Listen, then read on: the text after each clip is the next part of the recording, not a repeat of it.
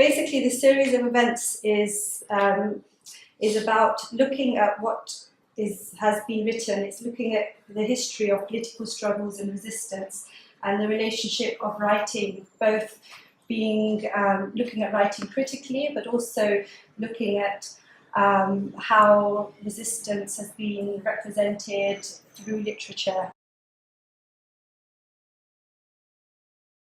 Pointing a pretend gun at her. Before I go to Afghanistan, I'll put a bullet in your Muslim boyfriend.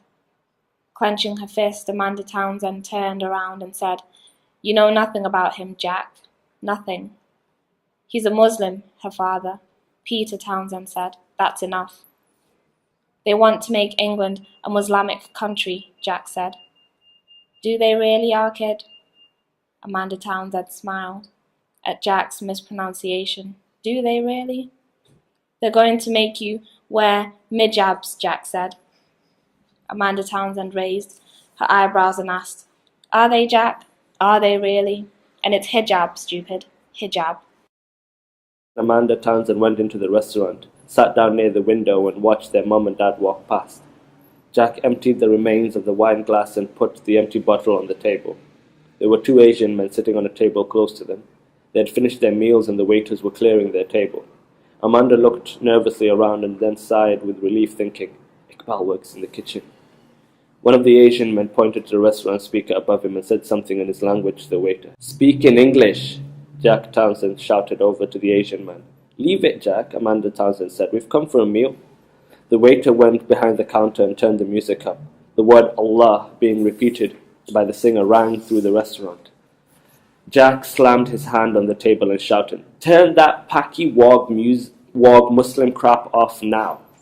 "It's my music and it's beautiful," the man who asked for the music to be turned up said. Jack stood up, pushed his chair back, grabbed the empty wine bottle by the neck, smashed it on the table and rushed at the Asian man, stabbing him in the face with the jagged edge. The man fell back screaming. One of the waiters shouted at Jack to stop. A few waiters came out of the kitchen. One of the reasons certainly we go into writing or painting or music is because we want to express something that is inherent within us that needs to come out. And in the sense, for me, I'd like to take you very briefly to the world of 1980s. Afghanistan was occupied. Muslims were heroes. Ronald Reagan and people like that were funding. There was a deathly war going on in South Asia. And in those days, and we look at the situation today, it's more destructive than ever. I live in Beirut. From Beirut to the border of China, I see a sea of destruction. Country after country being destroyed, and the destroyers come from here. There's just no justice in this place. And I see, in a sense, and then that's where I found that people before us were looking at the ones before them for some degree of inspiration. And for me, one very important person was Gorky. And not to mention lots of the Afro-American writings, but I think I'm going to come on to that in a little later on. And what is resistance literature, and what particular is it about racism? So in that sense, when we're trying to sort of organize the literature in terms of resistance literature is what we've sort of called it today. And that is that how do we tell the stories that nobody wants to tell, let alone hear, but they are stories. So when I was beginning to write, we were illiterate virtually. We'd just come over to England. I certainly hadn't passed O-level English. I'd become imprisoned because of certain cases. Yet the friends I had grew up with weren't people trying to open corner shops. But those of us who resisted weren't on the radar then, and we're not on the radar today. And this history of resistance is one of the least valuable histories around. I was part of a movement which didn't accept the norms of society because the norms of society were not right for us, they were unjust. Our families were divided. We felt we had a right to be here, not a legal right. but a right of history because we were colonized. The way in which writing prisoners' letters allow them to restore humanity that gets lost in the process of incarceration, in the process of how people become criminalized and sort of reduced to a kind of prison number or reduced to something that's not human. But also because it allows them an opportunity to be poetic or literary if they are, but to sort of write their own modes of resistance in whilst they're in a situation which often allows very little possibilities for resistance in other ways. So what I'm going to do is just say a little bit about speak to one of the letters that I received from a particular prisoner who has been incarcerated in the US after being extradited. And then I'm going to just say something about some of the exchanges I've had with Dala and read some of his letters, which kind of are very poetic. He's an amazing writer. And bring kind of the reality, the starkness of the reality of where he is with a kind of, he still sort of manages to retain kind of bits of humour despite the conditions in which he's in. I'm in the state supermax housing 200 inmates who are here for violence or murder within the prison system or affiliated to one of 12 recognised gangs. 11 death row inmates are 4 cells away from me. Over half the inmates are Hispanic, 45% black, and the rest other. I have my own cell with steel toilet, sink, table, stool, and bed. A 3 times 36-inch non-opening window gives a view onto the horizon, and a similar one on the door gives a view of the octagonal unit of 50 cells across 2 floors. The cell is warm and there is hot water. I have a radio on which I listen to BBC World Service and Al Jazeera English. I have chosen not to buy a TV so I can concentrate on reading. The regime is pure solitary confinement. All movements outside the cell are in handcuffs to the back, tethered by chain to leg shackles. Okay, the next excerpt I want to mention is then a direct letter that communication that I had with Dala Hassan, again, not long after he'd been extradited, or about 6 months after he'd been extradited to the US. I had sent him Pankaj Mishra's The Ruins from the Ruins of Empire book to read while he was there. And so he responds to me to say thanks for the book. He says, I'm always really touched by Dala's letters, not only because he's really generous with his comments, but he's also a kind of incredible writer. But there are always, or often, kind of moments of humour that remain. I think they're really important to the sort of resistance they exposes. And so I'll just finish with an anecdote that he writes. So he's describing his situation in the US and his own circumstances in his cell. And he says, and so to other matters. A few days ago from my cell window, I spotted a grey squirrel, like in England. Being an American one, it was fatter and unnecessarily enthusiastic, hopping back and forth through the wire fence, appearing unsure whether it wanted to remain in prison. I also saw some seagulls flying in the distance. In that afternoon light, they reminded me of toenail clippings suspended on the end of string. In spite of the sort of sparseness and barrenness of the regime, Dala still finds this sort of poetic bounty within the regime. And this is a prose poem he wrote called The Nude, and it's just about an obscene drawing on the wall.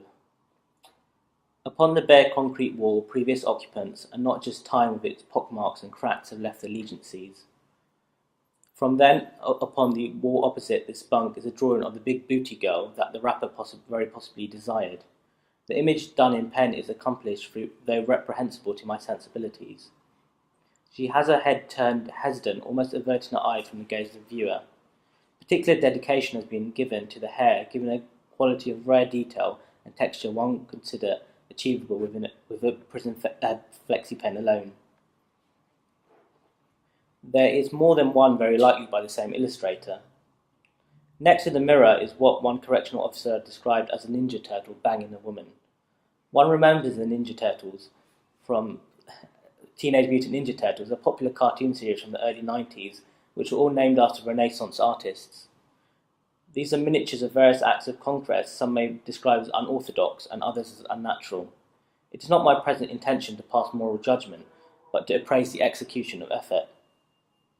Now, imagine, if you will, that every time a piece of art is viewed, it is altered such that it could be said the next viewer is looking at it at a different work. Consider how one never looks at the same building twice. Every step upon the stairs is a passer-by, every brush of a shoulder against the columns has irreparably altered that piece of architecture. The blips that are our mortal lives make imperceptible the changes that occur in the fabric of existence. We assume stability where in fact there is none. Over aeons, those mountains were mere modes of sand to the incoming tide. The artist for whose libido approach that goal has long departed, her seeming unsatisfied desire will remain so long as that patch of wall remains, and she will disappear as that state of want becomes ever unmet. So how does a mere viewing alter the state of an object? The girl cannot replicate conversation or engage in meaningful dialogue. She is merely an emptiness and whole unplugged, an incomplete circuit. She has remained in that state since her creation. Her eyes deem cessation to her suffering. It is an act of mercy to close with ink the lines of her backward revelation from head to toe. But that is not being altered just with viewing, you protest, you unwanted Islamofascist. That is what you are. Consider, if you will, every day, when I look out my window, I see a different scene. That is not your doing, you spluttering vexation. That is supposedly of your God. I do not dispute that image framed by my window is a doing of my Maker. One can most regard it as a sort of commission. That is, I mean, an act of perpetual becoming, with consideration of every spectator. When an artist creates, he can only have a limited sense of his audience. The piece is soon torn from him with a sap of the umbilical cord. I see you've walked off as your expectations continue dissatisfied. Floating through space is this rock. Patience is what I've named that girl, and she sings in a heaven that I carry in my heart.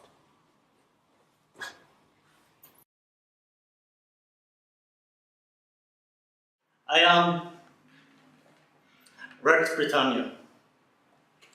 Like kings of England before me, I have a problem with speech, and therefore I have asked my royal food taster to speak on my behalf. I am the leading light of the English royal family. It is a disappointment to me, Coca, that you did not roll out the red carpet to herald my entry, or that any of you have not sung Rule Britannia or kissed my ass. These are British customs, British values. I'm delighted to be here at the Islamophobia Literature Gathering, and I am sure it is being held consistently with British values. I'm sure you all know that we British believe in 3 good square meals: breakfast, lunch, and supper. Breakfast. For breakfast, you should go and invade some place. Suck out all the raw materials, then leave behind a puppet government. These are British values. Lunch.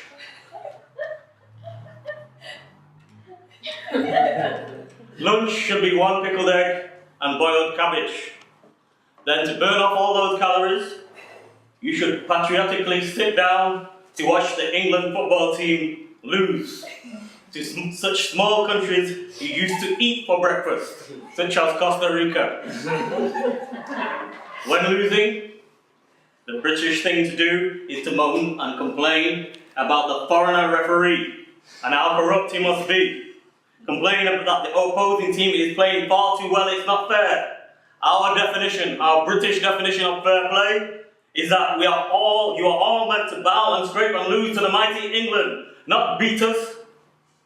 And then after the match, you must all get drunk and attack random foreigners in the streets, whether at home or abroad.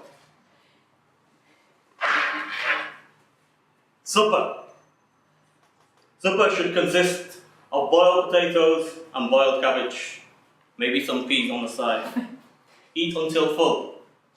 Then you must run outside, moon your ass all over the streets, jump on cars and dance, dress in Nazi uniform, like Prince Harry, and throw up on the street corners and then complain that you are living in bongo bongo land, all these savages around. Why can't the whole world speak English for fuck's sake? You must then go to sleep. Some of you should dream of the England team winning the World Cup in 1966, or of nuns in white habits or veils riding bicycles down country lanes. Others should lie back and think of England, while we, the rich and royal, fuck you over. This is British values. Thank you.